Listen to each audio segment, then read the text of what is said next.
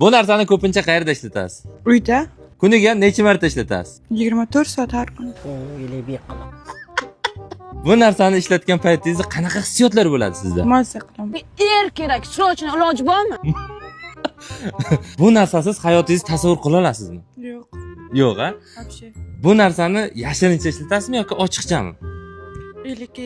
Bekor aytdingizda shu gapni. Bu narsani yana ishlatishni kimlarga tavsiya qilgan bo'lardingiz? Eng yaqin dugonlarim bilan dushmanlarimga. Bu narsani sizga kim sovg'a qilgan? Eng yaqin dugonam.